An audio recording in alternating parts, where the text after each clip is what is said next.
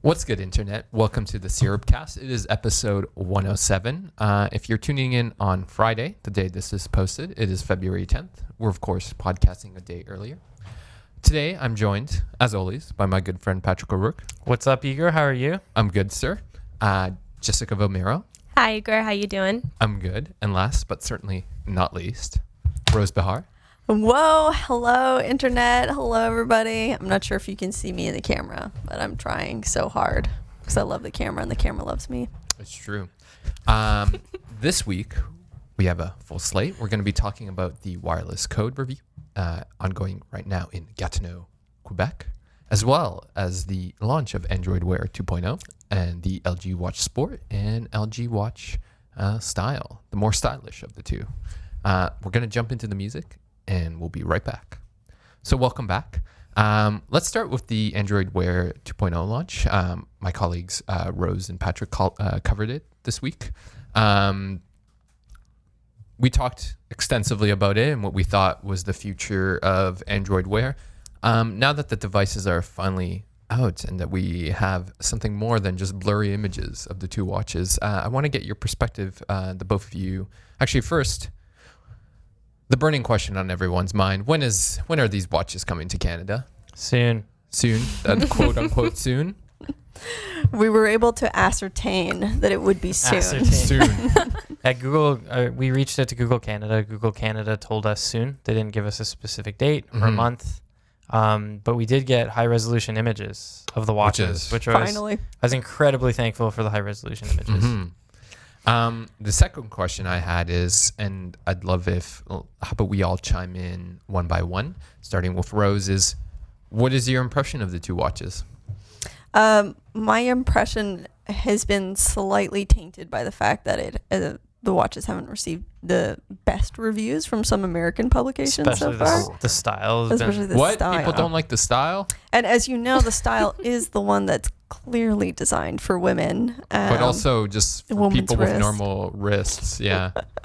Unless- This is great podcasting, but if you look at my wrist, it's pretty thin. It is quite thin. It's akin to a noodle. Yes.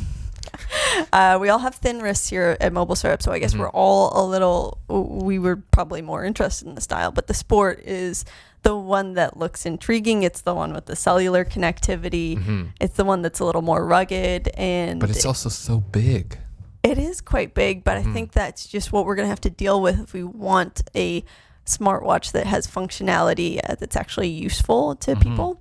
And I mean, last time I was on the podcast, I did lay out a couple of the things that I thought would be necessary for a super functional smartwatch. And those things include connectivity and being rugged so that you might be able to use the watch rather than your smartphone in certain situations. Things look good for the LG watch. I can't wait until we actually get one in and start to look at it. Christmas time next year. Yeah, exactly. So Jess, what was your take on the two? I actually think that I have slightly an opposite opinion to Rose of God forbid. Unacceptable. Oh my gosh. Well, I should just leave now then. Yes. I think that the LG Sport, at the very least, represents one of the biggest problems with smartwatches these days, and is that they are not functional enough for the size to be worth it. And it continues with this trend, and I don't think that that's been solved despite all the positive things about this watch. So I think that's my biggest complaint about the LG Sport. Though the LG Style definitely looks interesting, it does not have the same functionality as the LG Sport, which is unfortunate because it is the one that I would be more drawn to. A lot of people would be more drawn to as a less rugged option, but we'll see it in the future maybe.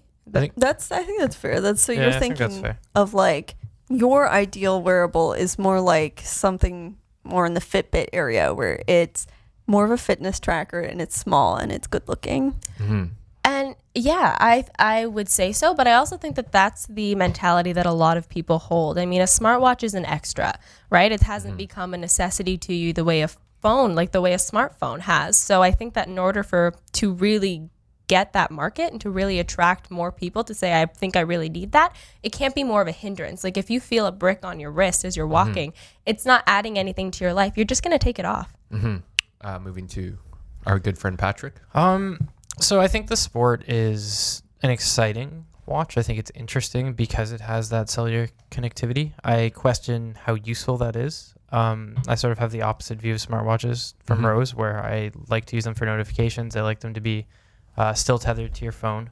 But I think it's interesting that this is probably the first like mass-produced cellular smartwatch. And it'll be fascinating to see if people actually pick it up, because I wouldn't say friends, but like people I know, colleagues, acquaintances, have told me that they have no interest in picking up a smartwatch simply because it can't operate on its own. And they have purposes in mind, like running, any kind of exercise, like, I don't know, going, I can't even think of examples. So Of what I would if use you it do for. like a 5K run, let's Yeah. say in the Evergreen Brickworks, you know, you don't necessarily want to. Sure, and the or- Evergreen, Where you do your 5K runs Yeah. all the time. well, I mean, Hey, as hey. Rose can attest, you know, there are some very fashionable folks with their windbreakers just walking through the Brickworks, and that is Yes. the ideal goal, is to be one of those individuals. Are those the same people Absolutely. that jog through Yorkdale at 7:00 in the morning? Sure. On a much less classy a note, for an example, like what if you're going to a water park, Sure. Yeah. right? That's a place you don't want to bring your phone. Like, I'm thinking of that sort of stuff. Don't worry, I am not a jogger.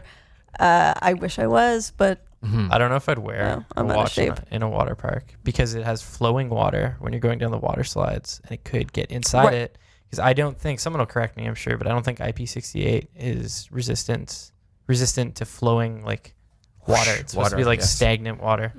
Rose would I know think- this because she let her computer die to a wave. I'm probably totally wrong with that. Someone will tell me. I but do think you might be at least like 40% wrong about that. cool. I think it's accurate. So, speaking about things we're wrong about, so what is, now that Android Wear 2.0 is officially out, I guess in your estimation, one, is this enough to kind of move the needle forward for Android smartwatches? And two, if you could highlight, what do you think is one of the most exciting features in the kind of operating system update? And we'll once again start with you, Rose. There's a lot of exciting stuff. You gotta just pick one. You can't be wishy-washy. Okay, hold on. I gotta think. Okay, so my thing is gonna be Google Assistant and the features that brings along, such as the smart reply feature that we heard so much about with Allo last I/O. It was very exciting. I was like, we can just have conversations without really having to type anything. Right. And Jess and I tried it out. We had a pretty sensible conversation. It was about nothing. It was just like, what are you doing next weekend? Not much. How about you? Like, you know. Still my only Allo contact, by That's the way. true. Like Yeah. 6 months later. But this is going to be so convenient, because even if you do sort of texting on your smartwatch, you know that it's ridiculously hard. It's just too small of a screen. Even gestures are a little bit difficult. So I think that or using the voice assistant is the best way for messaging communication to be integrated into a smartwatch. And that's a great way to make it more autonomous. So I think sure. that's what I'm excited about. I think that Android Wear 2.0 is, as we talked about last week, a huge advantage for this smartwatch. A lot of people were holding off on producing other Android wearables because they weren't sure about the pending development Viability. of Android Wear 2.0, whether or not it was ever going to come. So the fact that this is going to essentially launch the platform, I think, will be a big step for people that are looking to, that don't want older technology, because it's really the only smartwatch that's going to have this. So if anything, I think is going to launch this smart watch forward, I think it'll be that. So before we get to Pat, Rose, do you think, does Wear 2.0 move the needle forward for smartwatches? Right. I believe it does. I haven't really been able to do any hands-on with sure, it yet, yeah. unfortunately.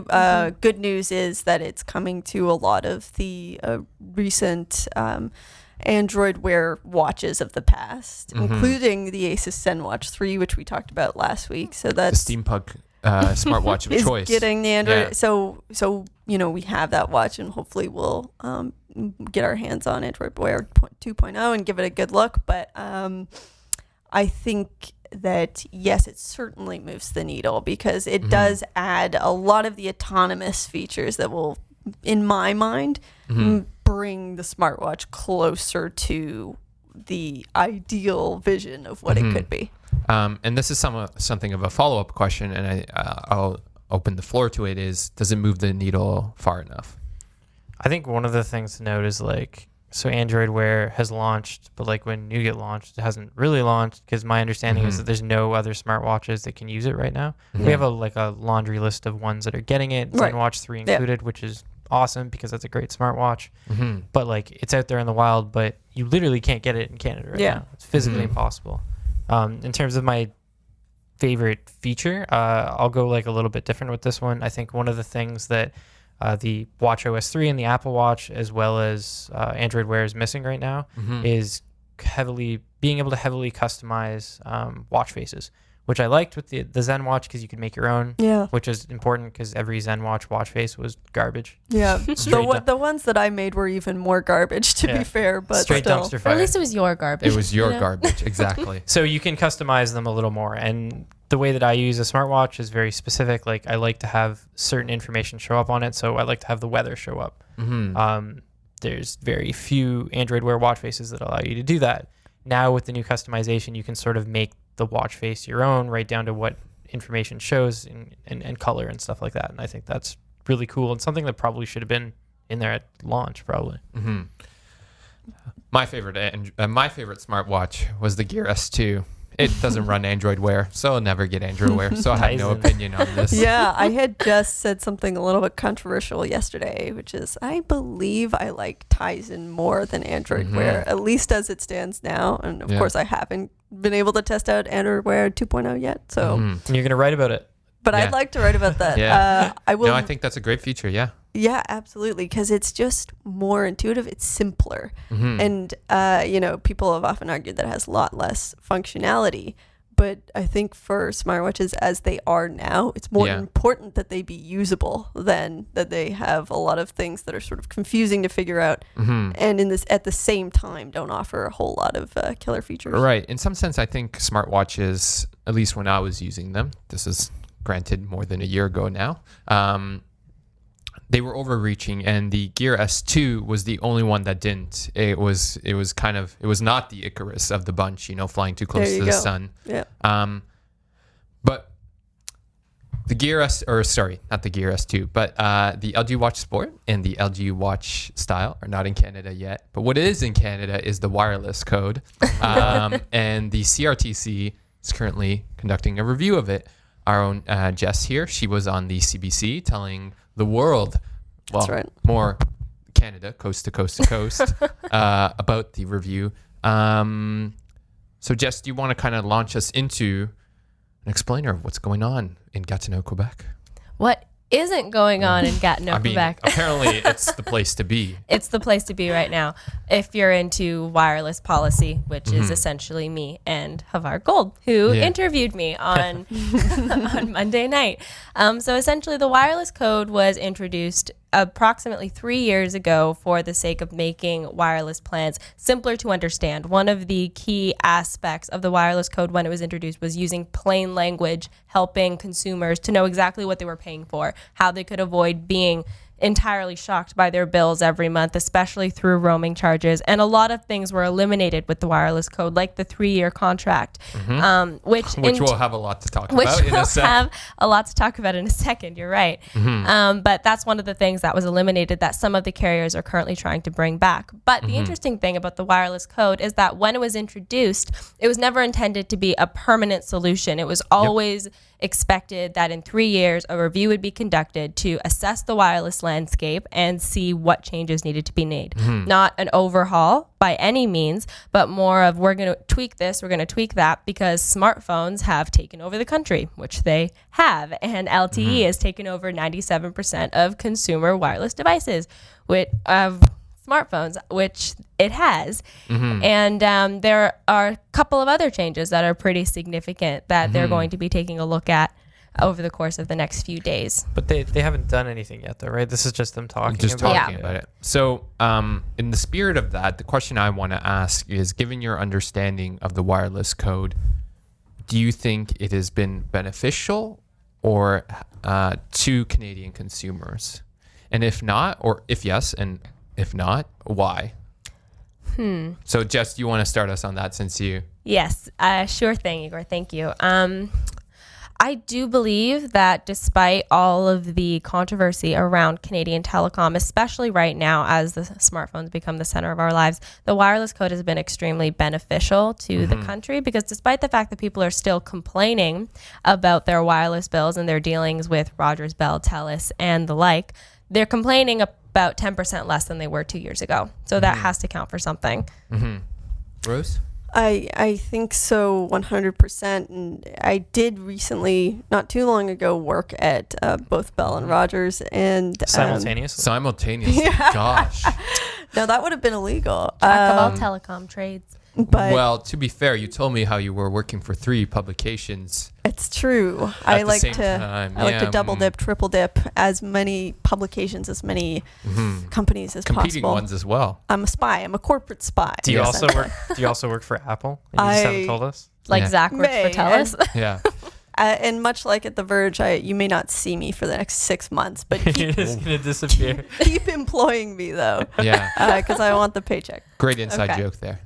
Yeah. So basically, everything that, for the most part, explaining contracts, when we did the contract to sign up for a new activation, was very simple, and I enjoyed going through it with the customer. And many of the things that were beneficial to the customer, most of them, were things that were down to the wireless code's intervention. So yeah, For well, instance? like we don't have the 3 year, a customer would be like, oh, I just don't know if I want to get locked in for 3 years. And I would be able to say, well, we don't have that anymore. We are not allowed to have that Yeah. because of the wireless code. Did that make people more inclined to purchase the phone? Absolutely. And they also felt comfortable, I think, knowing when I said we're not allowed, like it's sort of That's that, like interesting. there's some accountability here. Yeah. Like Bell and Rogers and Are TELUS, finally being they reined have in. to, They Yeah. have to be accountable to somebody. So I 100% saw the benefits of that just working there, and it made my job easier. But I think that there's still more work to be done. Patrick? I think one of the biggest things is making bills more clear. I think I've seen a change even with my own bill. I think probably when the wireless code went into effect, I was with TELUS, and I would often have charges that didn't make sense to me on my bill. But now I'm with Kudo. Not that matters. It's the same company anyways. Yeah. But I don't even know why I told that part of the story. 2 sides of the same coin. Exactly. But I see on my bill now like a breakdown of exactly what I'm being charged for. And if I want to click through, I can see why too online. So I think that was important. But I also think that it hasn't really changed that much. So you got rid of the 3-year deals, but then wireless prices mysteriously went up, right? To sort of offset that. Well, yeah. So I think that's a big problem. And Yeah. I think the CRTC should have had the foresight to put in some kind of, I don't even know enough about telecom to know what you would have done to prevent that, but I think there could have been something. I think You know what I mean? Yeah, I probably. think that's the funny thing, though. It's the Bell, TELUS, and Rogers, some of the biggest companies in Canada today. They have so much money. They have huge legal teams. If you think there is a code that they couldn't find a loophole in, But Yeah. I they think lost, you'd be foolish. but they lost so much money on the Super Bowl. They had to fire true. 20 people. So much. This is what happens when you don't let them sell advertising, Canada. Yeah. So I think if I can make a very poor analogy, in some ways, the wireless code is like our current prime minister.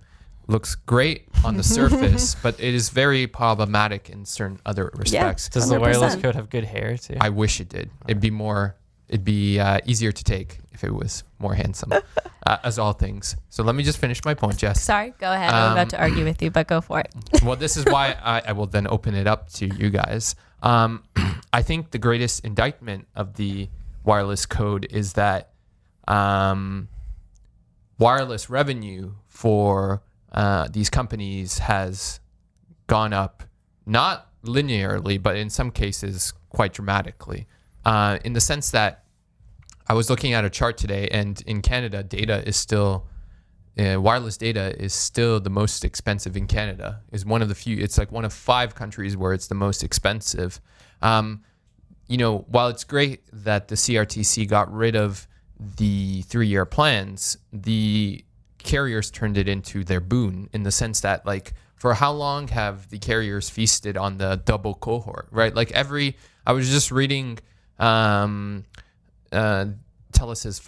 fiscal report this, and it's Q4 2016, or was for Q4 2016. So ostensibly about 3 years since the wireless code passed, and they're like, we attribute our increase in wireless revenue directly to a greater proportion of more 2-year contracts. So while this was kind of a negative for the carriers at the start, it's quickly become where they're making even more money hand over fist. And as to allude again to Justin Trudeau, like, it looks great on the surface. I don't have to pay my 3-year contract, but yet I'm still paying, in some cases, even more than I was before. I'm getting less data. It's more expensive. So Jess, I open it to you now because you had, and then to all of you, of course. Well, first of all, you're not wrong. Justin Trudeau does look great on the surface, but you are, in all seriousness, you're not wrong. I think that the elimination of the 3-year plan, it was very quickly. Happen. It did need to happen, but it It's a long very time. quickly was flipped over to, well, we need to subsidize these phones somehow. So people are paying more per month because obviously it's a shorter period of time, and they can make that argument pretty, maybe not reasonably, but I can see them making that argument, right? Yeah. But I would also say that there are issues with the wireless code today that didn't exist when it was introduced. It's the government and technology they run parallel to each other in so many ways, because it's almost impossible to regulate technology before it changes again. So that's exactly the reason why this review is so important. But the unfortunate part of this review is that they're doing consultations right now. They're probably not going to make any decisions about anything that they discussed today until maybe the end of the summer, maybe longer. Things will change again. And in 2 years, we're going to have 5G. And that's going to require a whole new slew of regulation. That's probably not going to come into play until that's a well-known entity that the carriers have learned to work around. So Rose, you wanted to pitch in? Yeah, sorry. Yeah. I did. I mean, this. So I agree that the government doesn't work fast enough to properly regulate the tech industry and the telecom. But I would agree with that generally. But there are other countries, specifically in Europe, where the regulation clearly appears to be working. Where, Finland, for instance, I was reading this chart. It's like one of the highest, right? Like, no one's going to argue that Finland is like a red state where you can do, like, there is no regulation. It's one of the most regulated countries in the world, right? Very socialist, yeah. Very socialist, right? And yet they're paying something like, a quarter of what we are for many more gigabytes of data. Right. So this is where it gets interesting, because I was about to say that I know you're sort of putting the blame on the wireless code for fees going up. Where on the real enemy. I believe that a large part of that is market stagnation. The wireless companies are terrified because saturation has got to a very, very high point. Everybody already has their smartphone. We're not seeing, new activations as much anymore. And even when I was there, people would tell me that we were past the golden days. Yeah. No longer would you have 16 new activations a day. It's just not happening. So we would do upgrades, but that growth has sort of been lost. I think that more than anything is what's spurring the higher per person payments per month. ARPUs, and that's been a large, the ARPUs, that's been a large it's not focus for sales as well, is let's see how much each person will pay. But that doesn't mean that our regulation isn't working correctly. I think you're right. And a different country like Finland having better rates just goes to show that perhaps we could do a slightly different form of regulation, or maybe just a more strict form of regulation, particularly when it comes to enforcing having those fourth competitor in every market, and I think it also encouraging that. It also stems from like the sort of gentleman's agreement that all the telecoms Absolutely, have when like a price goes up from one carrier, and we see it all the time with the stuff that we cover. a price goes up for one plan that's very similar to a plan from another company, and that one goes up pretty much the same amount. Right. So Yeah. speaking to that point, I think what this wireless, or let's say like a question, I'll lead it with kind of what I want to see. And then the question is like, what do you want to see from the wireless code? But something I think needs to be seen from this revision is, like plans have to be separated, devices have to be separated from plans. Like right now, as a Canadian consumer, the carriers got rid of the incentive for bringing your own device, right? And that is For the most part, yeah. for the most part, right? Like I remember that day I was working with Patrick, and that week, we got a document from, I think it was TELUS. Yeah, it was We're TELUS. getting rid of BYOD. And subsequently, it's- Kudo too. And then, but it wasn't just Kudo. Then the next day we got the same Yeah. document from Bell, and then the next day was the same one from Rogers, right? Like, so that's one thing, right? Right. The other thing I'd say to add to your point is that not only has wireless stagnated, it's that the floor is falling out from their wired and television revenue base, right? Yes. Like people are cutting the cord, Yeah. people are getting rid of their phones. So the only source of new revenues to jack up the prices of wireless revenue, right? So, Right. Absolutely. yeah. I guess I agree with Freedom Mobile. Freedom Mobile came in pretty hot and With the said hot takes. and said no more of these unlocking fees. Unlocking fees are, they don't serve a point other than to just leech more Toxic money. revenue, They're as they just said, yeah. toxic revenue. Yeah.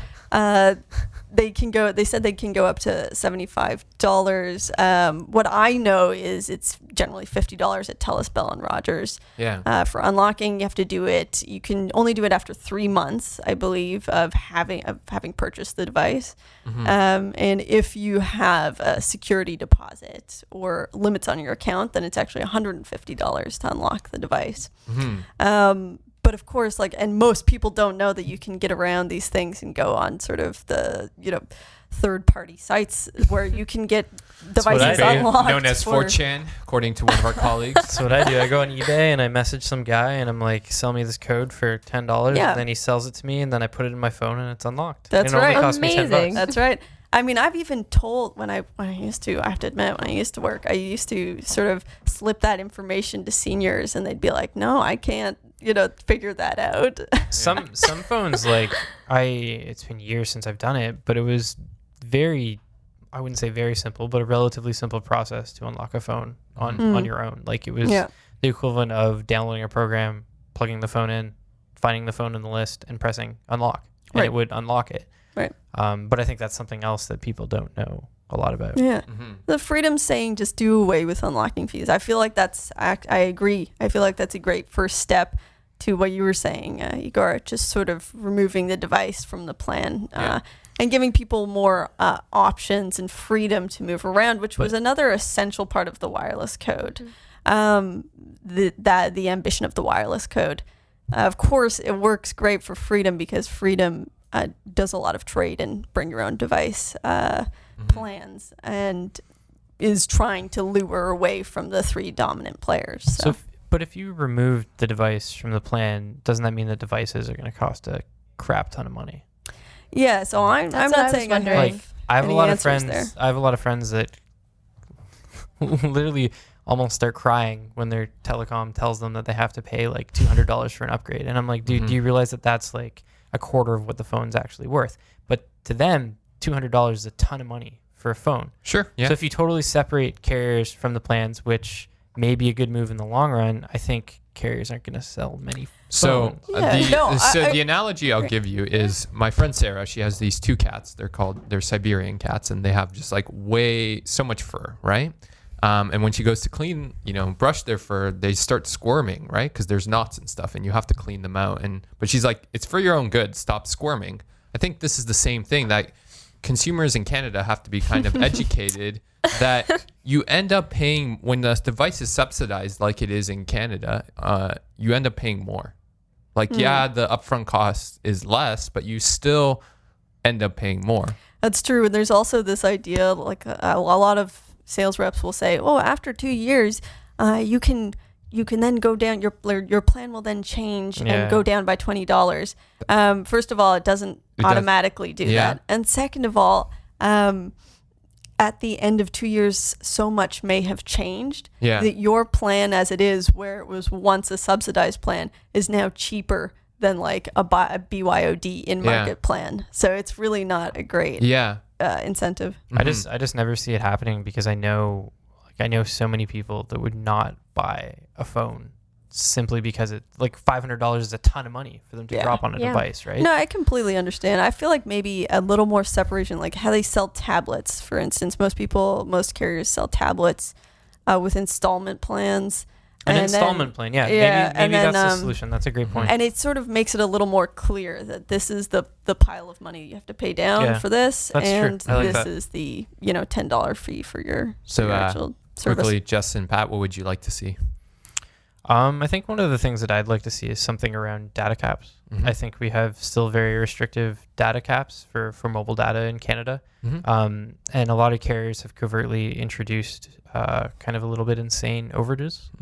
I think there's a few that have, like for instance, I'm with Kudo. I believe I pay $5 per 100 MB, or very close to that. Maybe it's 200 MB, but that's pretty much what it is.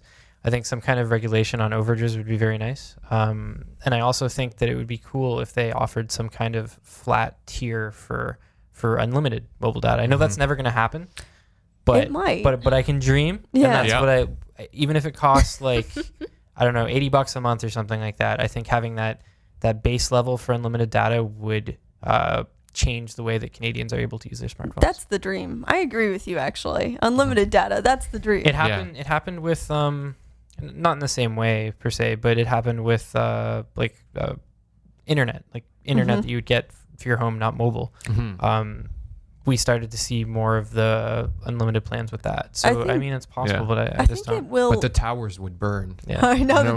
As Guy Lawrence said, quote unquote. Network overload. Yeah. Yeah. That's when he was CEO of Rogers and speaking about the new data management tool, he said, we couldn't handle it. The infrastructure just couldn't handle it. Yeah. I think we will eventually see it, but I just think that it will come along with really huge price hikes. However, it's for somebody who goes over data a lot, it still might be better. And they know they'll lose money on that. So it might be something that the wireless code has to enforce. There was 1 month last year that I did not go over my data. Wow. Congratulations. 1 single month. So, but that's like, to me, it's just crazy. The way that we use our phones today is not the same as we did 5 years ago. The internet is not the same thing that it was 5 years ago. Let alone a year ago. Like, everything's video focused. You scroll through Facebook on like a 10-minute GO train ride, and even if you set it up so that like video ads aren't auto playing, like Rose did this great data saving guide that's on MobileSyrup.com. That's up on MobileSyrup. You should read it. A lot of people don't know about those tips, and if you don't, you could easily use like 500 MB of data, which is some people's entire data cap on one like 20-minute trip. This isn't something that you could have done like 2 years ago. Let alone like 10 years ago when the iPhone came out. Yeah, exactly. But I just think the way that we use phones is very different than we did even just a year ago, a couple years ago. You're absolutely right. I mean, I think the number one question I got asked a few days ago after I wrote the story is like, why are we using so much data, and why is it costing us so much? Why are people going over? And it's like, well, do you know what your phone can do? I mean, do you know how often you're using data when you don't even realize you're using data? It seems that your phone's just leaking of it, and so many people don't realize. That's a good analogy. I mean, that's the best way I can put it. Like even the data assist for when you're on Wi-Fi. Like that's who knows about that? You know what I mean? It's over the past 3 years, the advances in smartphones have just made it pretty much impossible to stay within a 2 gig data limit for a lot of people, and it's becoming a real hindrance. So I guess playing off of that, the thing that I would like to see the wireless code do, and keep in mind, again, it's not supposed to be an overhaul. It's likely not going to introduce anything more than a few provisions here and there to adjust for the changes. But I think that roaming is still a very difficult concept for a lot of people, especially if you're not with Rogers, who has a fairly straightforward plan. TELUS has a similar one, but me with Kudo, I find I have trouble. I had trouble before I figured out the different ways that I could make it work for me. So I think that, and that's still an area where a lot of people experience what the government likes to call bill shock. And they get their bill at the end of the month, like, what the heck happened here? I went to the US for like 4 minutes and I paid $500. What? And I think that a lot of people still struggle with figuring that out, and they get surprised by their bills at the end of the month. So I suspect that they're likely going to introduce something to further address that. Mm-hmm. On that note, it's time for us to wrap up. So, as always, we're going to go to shout-outs. Pat, do you want to start us? I would like to send a shout-out to Game Vice. They sent me this iPhone controller where you put your phone in the middle of it, and the iPhone acts as the screen. I'm going to do a story about it. I just got it, started playing with it. I've tried these devices before. I think Igor might remember when I first started at MobileSyrup, I did like a little review on one, and it was an absolute flaming piece of garbage. This one so far... Thank you for not swearing. This one seems so far a lot better. Mm-hmm. So yeah, I'm happy that they hooked me up with it because I think it's something that our readers are going to be very interested in. I'm going to have to check it out. Jessica? We got free pizza delivery this afternoon, and I'm extremely grateful. So I would like to shout out to Ian for actually paying for the pizza for all of us. Also, That's a good happy shout-out. National Pizza Day. Happy National Pizza Day, Yeah. everyone. I'm lactose intolerant. My life is hard. I also shout out to Rose, who couldn't have any pizza Yeah. today. Yeah. Can I trade in my shout out for a gripe? I'd like course. to go low. Shoutouts or whatever you want, right? Bring us down to the mud. When they go high, I go low. DJI. Okay, you make some great drones, and you make a DIY quadcopter kit that I very much wanted to purchase. But your customer service is some of the worst I've ever experienced. Not only was it impossible on the site to buy something in Canada and ship it to somewhere in the US without doing a secondary step, it also then canceled my order immediately after I did that. And so I had like been under the assumption that I had bought a quadcopter for my boyfriend who lives in the US, and then it didn't happen. It wasn't delivered. And guess what? Who looks like the crummy girlfriend then? Me, not DJI. And so I would like to say boo on you. DJI, ruining relationships. I think That's that's the best There you go. shout-out Yeah. in That we've had. Syrupcast history. I like that. That's good. That's very good. Where do you go from there? You can't top On it. that It's note, over. guys, thank you so much for watching and listening to Syrupcast. As always, you can find us you got to hit that like button, Smash hit that it. subscribe to smash it. Rose, where can people find us? They can find us at MobileSyrup on Twitter. Are you sure about that? Yes. Okay. And I don't know. Like, I don't use social media. that's Facebook. definitely our Twitter and Facebook as well. And possibly And also Snapchat Snapchat and Instagram. Yeah. And And you- Google Plus. Like, and there you- are lots of places that these YouTube. guys don't know about. Yeah. That's right. And YouTube. Yeah. I interrupted. No worries. So thank you again, and we'll see you next week. Peace out. Bye.